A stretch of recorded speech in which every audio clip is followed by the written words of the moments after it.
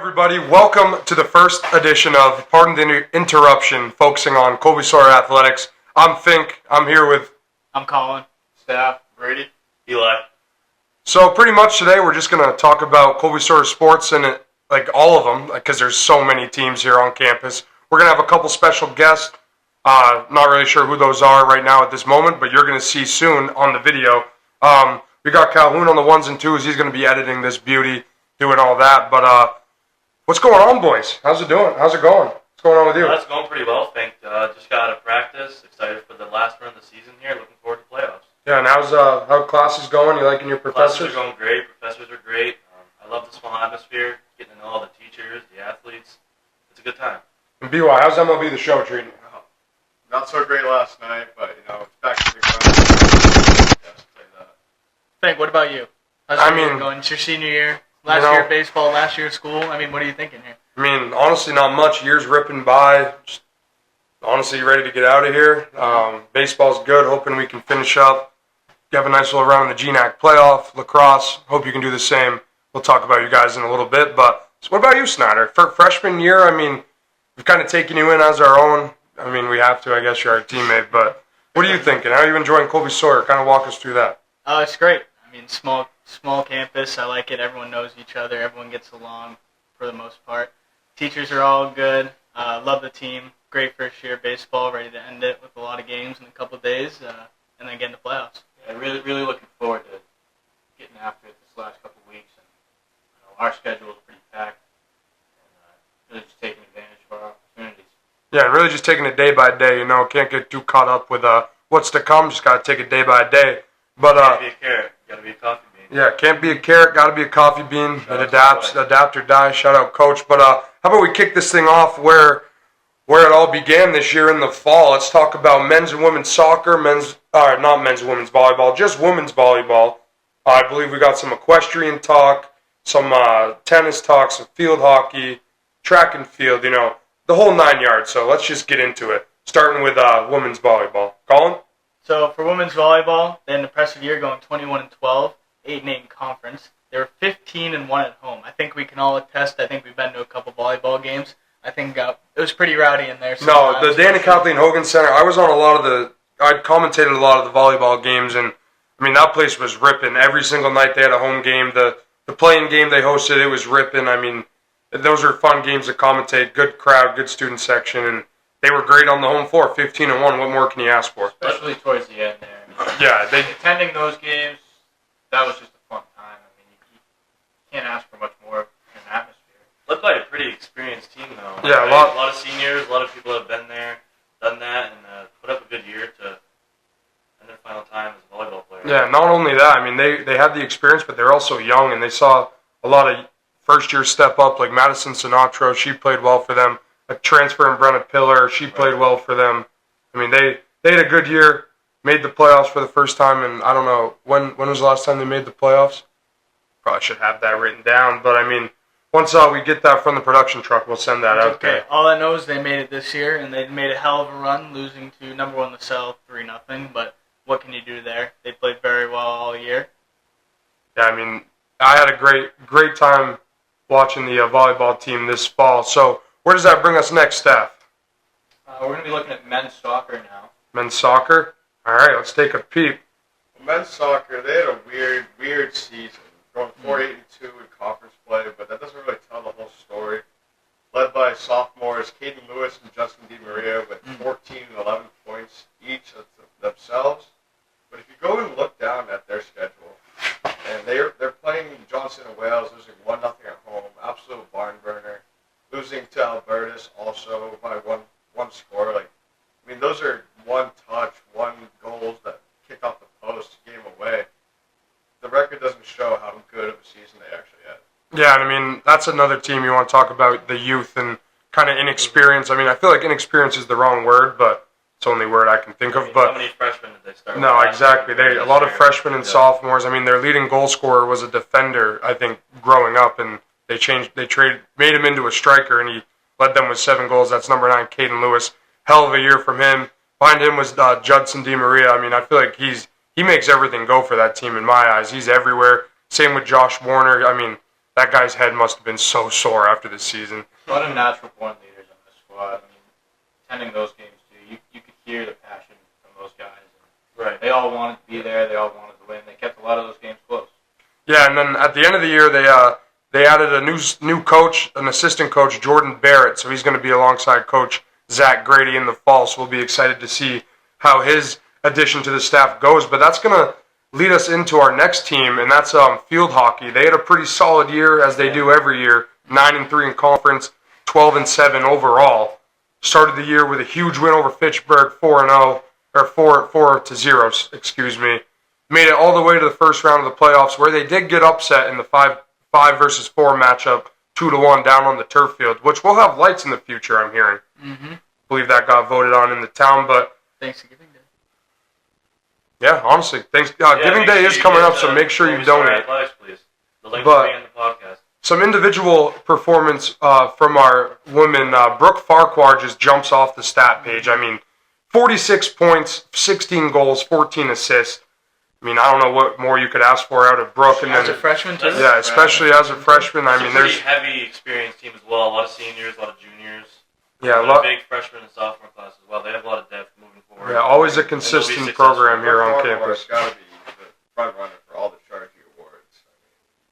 I mean, you look at these 46 points, not even close. Like team leaders. Fortunately, there will be no freshman award this year. Rookie of the year, newcomer of the year. All right, we're not going to comment on that. Maybe. So we're here with Brady Holmes. He's a senior outfielder on the baseball team. This is one of our very special guests that we're very happy to have on. Pardon the interruption. So Brady, how's everything going, man? Senior year at Colby-Sawyer. Just kind of walk us through that. Going well. It's been a quick 4 years, and had some winning, had some losing, so Can I ask you to sit up a little bit? Not really picking you up on the mic. Delighted to be joined by senior outfielder on the baseball team. This is Brady Holmes. This is also my roommate, so kind of has to do this. But we're very, very happy that he's here. Brady, how's senior year going? How are classes? How's all that jazz? senior year's going well. It's been a quick 4 years. Balancing school, capstone, and baseball has been a lot, but it's been fun. Baseball's been a good outlet to relieve stress and have fun. Good. How That's have you balanced academics and athletics over the past 4 years and looking into other people in the back that podcast and how you handled that? For me personally, keeping like an agenda is really helpful. Always writing down what I have to do, having a to-do list of things that are important to get done, and then having time to practice and lift and go play baseball. Being able to have a balance. Absolutely. Can you kind of just walk us through just your experience as an athlete? I know specifically the baseball team, the first couple of years you were here, rough start, but junior year, senior year kind of picked up a little bit. Just walk us through that experience. Yeah, the first 2 years were they were pretty tough, but I mean the first year, it was a tough experience coming in losing, but we were taught you have to learn how to lose before you start winning, and that became a good culture builder for yeah, exactly. So that was it's all been a part of the entire experience, going from a lot of losing to a lot of winning, and it feels good now. How do you stay motivated with such a bad season like that? For me personally, I can't stand losing, so finding any way to win for myself it's needed. So obviously when you're losing, you're not doing something right, so something has to change, whether it's personal, internal, and you just find whatever you have to do to win at that point. So losing becomes a motivation for people that want to win. Talk us through your junior year, and the transition of how you guys went from being the first 2 years, and then how that junior year went. It all had to do with culture and the people around it. There were guys the first 2 years that didn't really want to be there, and it was easy to kind of point that out pretty quick. So coming into the past 2 years, it's been a total flip. Guys want to be there. They're working on their own, and they're having fun with it, which is a big part. I mean, it's a game at the end of the day. If you're not having fun, then why are you doing it, right? Yeah, exactly. And lastly, how has these 4 years prepared you for your future between academics and baseball itself?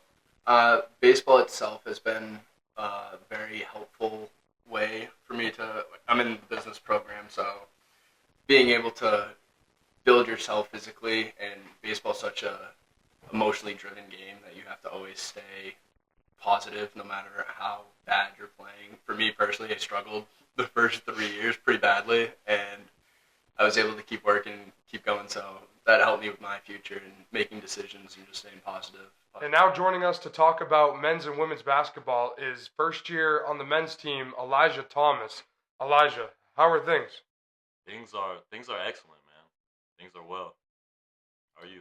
I'm great. We're happy to have you here. I know you're excited, your first career podcast Of course. appearance. So we're happy to have you. I mean, we're excited. So let's jump into your experience so far at Colby-Sawyer. Your first year, it's your first time in New Hampshire, if I had to guess. I mean, you're from Virginia, so like talk us through that. You know, like I was really like I didn't know what to expect coming from Virginia coming up to New Hampshire. If I'm being completely honest, like I thought it would be like really like bad. I thought it was gonna be bad. I'm not gonna lie, I thought it was gonna be bad. I didn't know anything about New Hampshire at all. Like I kind of just jumped into the deep end. But Well, speaking about bad, that's your guys' record this year, 5-20. But obviously, I'm just an outsider looking in, and I can see the overall record, the conference record, which was 2-11. Couldn't protect home court very well. We were 3-8 there. Ended the season on a 2-game losing streak. But as someone on the team, talk to our viewers about what it's like every day on the inside, how guys were working. Maybe they weren't working. Let's not say names. Let's not put people on blast, obviously. But like kind of the culture, what you'd like to see change, and how Colby-Sawyer can get back into that basketball powerhouse space that they used to be in. you know, like the main issue I feel like was just that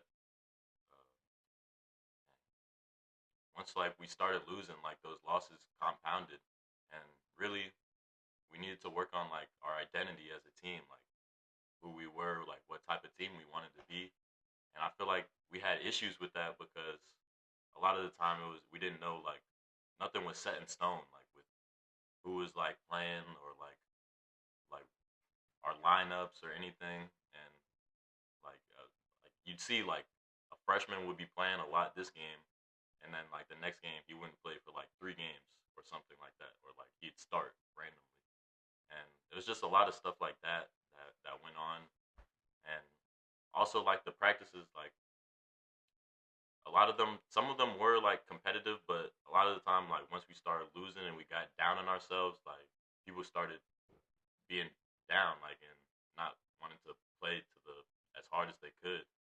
And I tried my best to pick everybody up and keep our heads right and keep us going, but we just needed more people who wanted to win no matter what, like no matter what the situation was. And I feel like that was on like the whole team, like from freshmen to our senior leaders and everything. Like obviously we had a bunch of freshmen, so it was hard for them at first, and all of us getting acclimated to college basketball and what's expected of us. But we just needed to have each other's backs and pick each other up the whole time. Let's bring this around more positive here. What was your favorite memory so far freshman year, basketball related? My favorite memory had to be the Thomas College game, which is our first home game. We won that one actually, so that was a great experience. And also we took a trip to New York. I tried bacon, egg, and cheese, the chopped cheese for the first time. Chopped cheese. It was great. No, but going back to that Thomas game, I was on the call for that up in the rafters. I mean, the Hogan Center was rocking. The Rip Adarkwa lob to Chaz. That sent the place into a frenzy. Nice. That felt like the season started off so high and it ended right there. But I mean, it's all right. Got 3 more years to kind of right the ship. I mean, we just had Brady on and we talked about baseball, but we won 8 games our freshman year and 8 games our sophomore year. So it takes a while, but you just got to set the culture and learn how to lose before you can learn how to win. But let's talk about your performance and some of your teammates. But how do you think? I mean, how was your first year of college basketball? Like, what did you do well? What do you think you could do better and stuff like that? Well, honestly, I felt like I got off to a hot start. Our first 3 games, I think I was averaging like 15 and a half points, 16 points. And then after that, I went into this slump and I got down on myself and I lost my confidence. And like my teammates, they had my back. Like they knew that I was good, but I felt like I needed more like from like our like more positive reinforcement from like our coach and whatnot. But I also blame myself because I've always had like some issues like with confidence on the basketball court, and I just need to stay confident in because not everybody's going to be confident in me in every situation. So if I don't have it, then nobody's going to have it. And that's a perfect segue into our first ad break. If you or a friend know how to coach basketball and are looking for a job, Colby-Sawyer is hiring a men's coach, so put your hat in the ring. Who knows? Anything could happen. Might toss mine in. Maybe I'll be coaching Elijah next year. But, I mean, back to it. No, I mean, I enjoyed watching you play. You were always felt like a spark plug, you and Brady Rogers, whenever you were in there. I mean, Brady reminds me a lot of Marcus Smart because he's just diving on the floor all the time. He's going to chuck up a lot of threes. Sometimes they're going to go in, sometimes they won't. I think Brady's probably a better shooter than Marcus Smart, but no, I like Brady Rogers. Andrew Blunt, like watching him play. You guys have a lot of young talent. There's also a lot of good talent that is graduating this year, whether it be Chaz Cullum, or Bryson Jenkins, who can shoot it anywhere over the half court line. So what's it like playing with a guy like Bryson? You know, Bryson, like at first he's an intimidating guy at first, but like once you crack that egg, he's just like he's really positive and he's more like goofy than people would expect. Like people would expect him to be serious all the time, but like he likes to joke around. Like he's a person and whatnot. So I miss him. That's one of my friends for life. Looking ahead to next year, and I don't know, obviously you're losing a couple big pieces, but you guys, a lot of young faces on this team, and kind of walk me through your guys' mentality about what you see for yourselves next year and kind of what to expect. Well, honestly, I have big goals for next year. Like I feel like if we all stay on the right track, we all train hard every day and push ourselves this off season, then the sky's the limit for us. I feel like we could do anything. And I wanna win the GNAC personally. I wanna win a GNAC championship. I wanna make this school like be good at basketball again. Like I don't want to be a losing team forever. Mm-hmm. So Well, big goals. we don't want to take too much of your time reminiscing about last season. So how about we switch gears and talk a little bit about women's basketball, and then we'll let you get out of here. But women's basketball, man, they started the season absolutely freaking ripping. 6-0 with wins over VTSU, Linden, Johnson, Thomas College, Wellesley, and then Plym. And then they even beat Fitchburg. But then the streak came to an end, losing 105-68 against Nichols College, and then it kind of went on a skid from there. They returned from their winter break and lost Courtney Brewster due to injury, and she actually somehow ended the season as their leading scorer. So it kind of felt like once Courtney Brewster went down, so did team morale, and just having that leader there constantly on the floor, someone that's always going to have your back, someone that's going to do the dirty work. Felt like once they lost her, things didn't really go well. But I mean, what was your thoughts, Elijah? First year being here, first year seeing the team. You know, obviously I wasn't here last year. I wasn't in their locker room seeing what's going on and whatnot, but I saw it as like everybody did. Like Courtney, she was on a heater. Like I think she had a 32 and like 16 rebound game. Yeah. First game of the year, she had 32 points and like 20 rebounds. It was ridiculous. And like just throughout the year, like I feel like they kept getting hit with like different injuries too. Because I know, like late in the year, then Hayden went down. I know, some other people had some injuries throughout the year. It's just kind of down for a couple games. People were banged up all the time. Yeah, like they ended up losing their second leading point scorer at the end of the year too. So yeah, injury bug hit them. But for me, I mean, I think it was a major success for Coach Viola in his second year. I think he definitely learned from his first year, helped set more of a culture, and I think I'm really excited for his third year. I think that program is going to take a lot of steps forward. Lauren McDonald, she came in after Christmas break, transfer from, I think, UNE, and she kind of lit the world on fire. I mean, she takes the ball hard to the hoop. She'll shoot up some threes. She's got good size. She rebounds, plays hard. But, I mean, I think they're in a pretty good spot for next year. What do you guys think? I agree. I think there's a lot of promise. I mean, starting 6-0 and taking that momentum, losing that game to Nichols. Nichols is a very good basketball program, and they have been for a while. So kind of running into those teams, those are hard games to win. And obviously, then running into the injury bug, it's hard to recover from that. But I mean, starting off 6-0, I believe that's a program record. So kind of moving into next year, looking to start the same way. I think there's a lot of promise for that squad. Yeah, I agree. I'm a big Coach Viola fan, and I have a lot of faith in Jen that she finds you guys a good coach. I mean, Jen's definitely connected in the basketball world. Definitely knows ball, as the kids would say. So, but I mean, other than that, we want to say thank you, Elijah, for spending your afternoon with us. We really appreciate it, and wouldn't want to be anywhere else. Love to hear it. yeah, and good luck. Good luck next year. Good luck the rest of this year as you finish up your freshman year. But thanks for coming on, man. We appreciate it. Thank you. Now we're gonna finally talk about women's soccer. We meant to do that, but we got interrupted by some interviews, which you just saw. So, staff, walk us through women's soccer, please. Women's soccer, I mean, they went 9-4-8, 7-2-6 in conference. They started their season off with a trip to Pennsylvania. They went 1-1. And then, again, similar to men's soccer, some of those games very close. The record doesn't really dictate the season.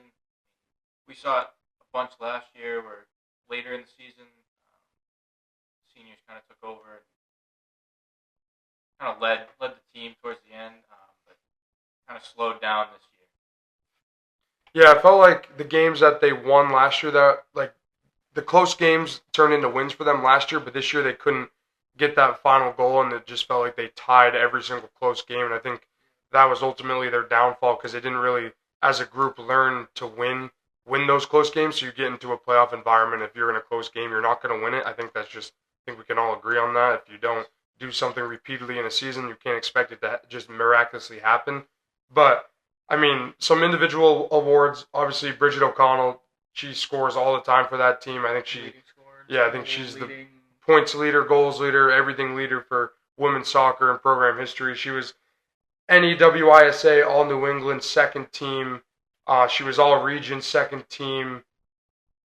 She just won pretty much every single award. And then last week, Sam Bishop was on the D3 Student Athlete Spotlight, so that was cool to see. There's a write-up on their website if you want to take a look at that. But yeah, I mean, solid season for women's soccer. I think they have a lot they want to look forward to next year. They have a good group returning and a good freshman recruiting class, I believe.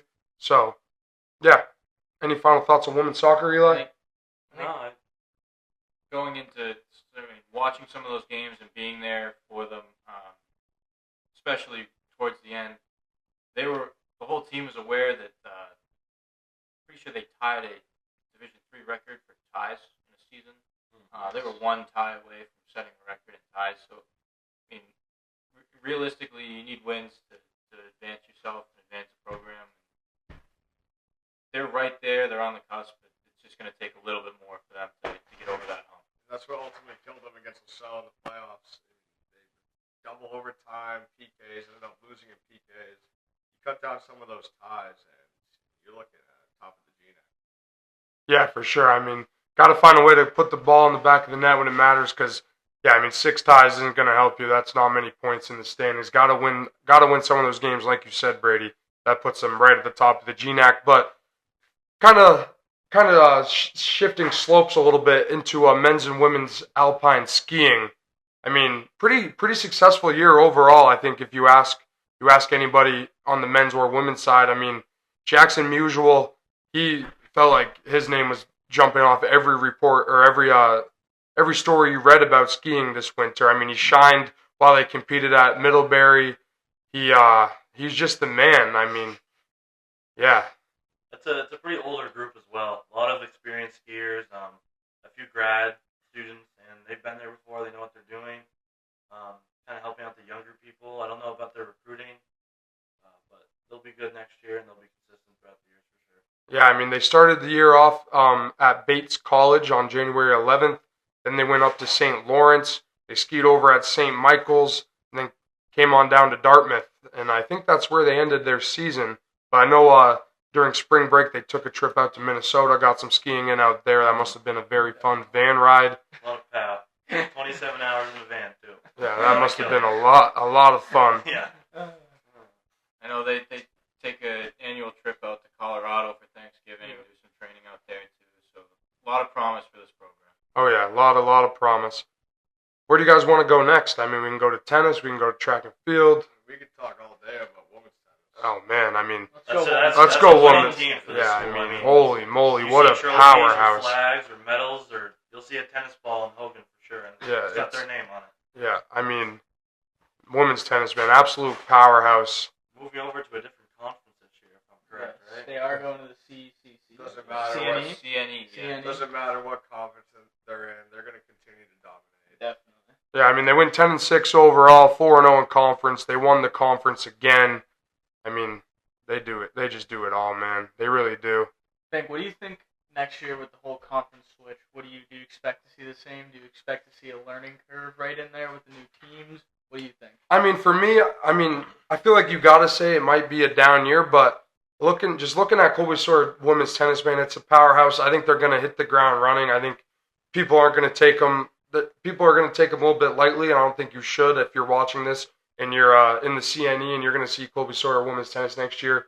You're going to be in They're for a gonna be rude competitive. awakening. Yeah, I they're going think to be. If you take a look at their schedule this year and in the past years, they've competed against teams in the CNE. We have Nichols, we have Endicott, we have Salve. So they've seen that competition. Mhm. They've competed with them.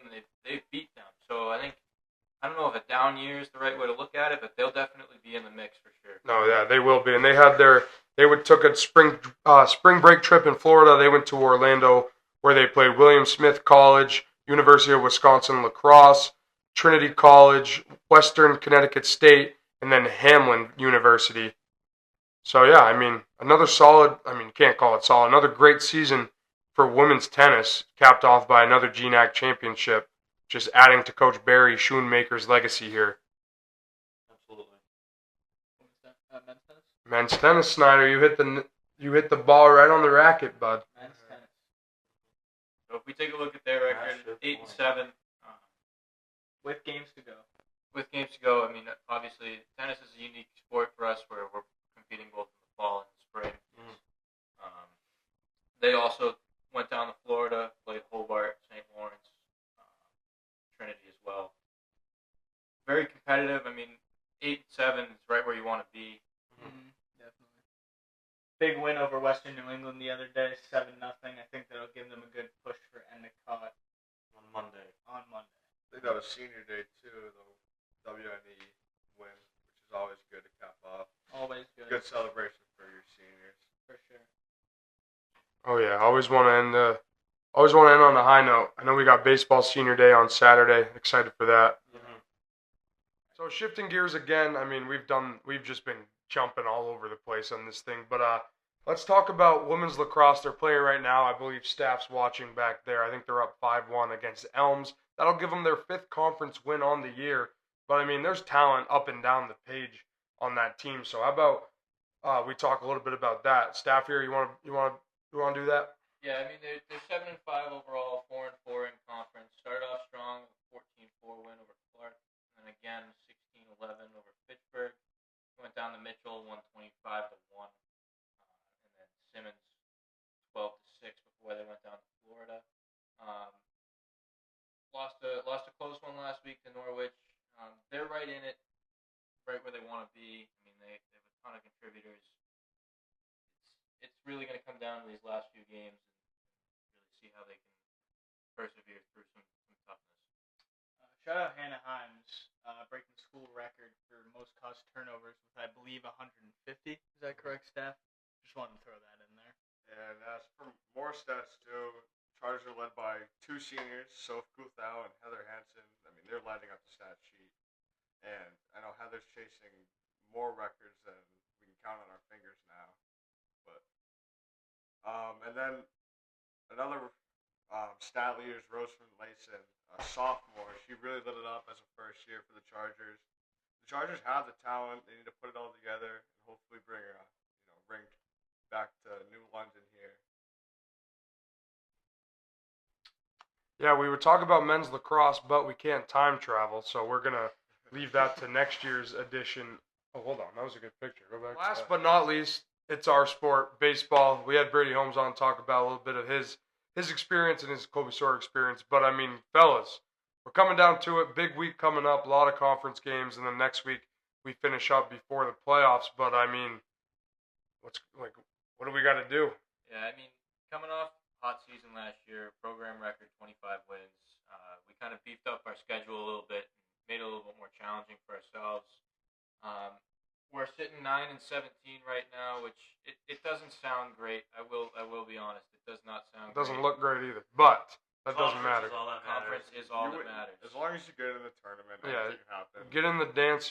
There's not going to be one team that's going to want to see us. I'll tell you that right now. We faced a lot of adversity, a lot of injuries right off the bat. I mean, over Christmas break, losing a couple kids. We lost a big starter, Dylan Watson. He's now back hitting for us. We lost a reliever. Our closer was out for a little bit. But other than that, I know we're figuring ourselves out, killing family, and we're going to push through this last 2 weeks.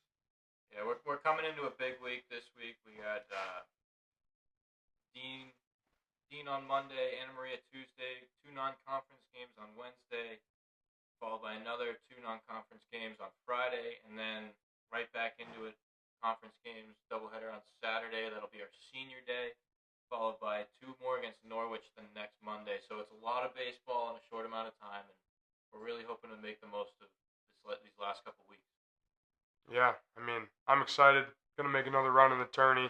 We were a game away from the championship last year. I mean, had Mitchell on the brink, and they went on to win 2 games in the super regional or whatever, or the regional, whatever it is. So, yeah, I'm excited. I mean, we're ready to go. Boys are buzzing, so... yeah, that's about it. We want to say thank you for making it this long in the Pardon the Interruption podcast. It's our first and only edition. But, yeah, we're signing out. I'm Fink. Yeah, catch us never again. Staff. Brady. Eli. Thanks for tuning in. See you later. Good job, boys. Good job.